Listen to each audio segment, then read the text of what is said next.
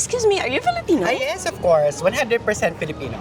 Magpakilala po. Hi, I'm Mikey Alfaro, of course, from Mexico, Pampanga, from the Philippines. Ano po kayo nga nakabase ngayon? Well, nakabase na ako dito sa Paris, France. Pinagkakabalahan? While I'm working as a professional Zumba instructor, at the same time, a choreographer from cultural, jazz, and modern contemporary ballet. Bakit kayo nasa harap ng Musée d'Orsay today? Oh, well, aside from the beautiful view, maganda yung sand, mainit na. So, we're here for the preparation for ating mga Ayan.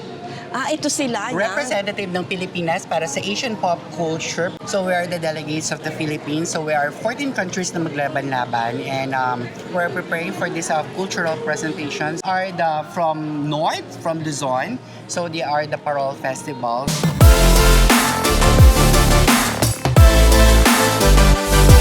Helen, Madeline, Regine, Aileen, I'm Mercedes, Manji, Gina, Camilla, Team Luzon!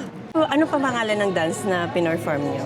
Sinukwan po. Sinukwan. From Pampanga po. Pinapresent po namin yung parol.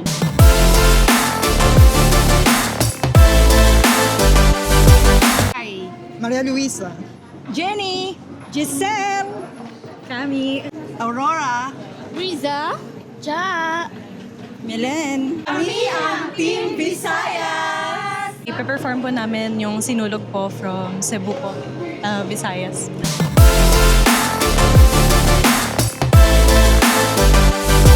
Priscilla. Lynn. Rain. Mylene, Ann, Sana, Rosa. Norms, Rochelle, Anong tawag po sa cultural dance na ito? Singkil po. Kami ang Team Mindanao! Why Pilipinas? So we invited you to join us and to support the Philippine delegates from the Asian pop culture in May 30, 31. So this is a cultural show and other show na magagawin pa competition na maraming mga delegado ng Pilipinas. So on May 30, you'll go there at Montroy Expo, Line 9. So we'll start in the morning, we'll have the parade and everything. So gastronomy also, may mga silang mga luto-lutuhan na competition. So yes, this is organized by the Viva Pilipinas and the Halabara Association. Let's support Philippines, kaya Pilipinas, mabuhay!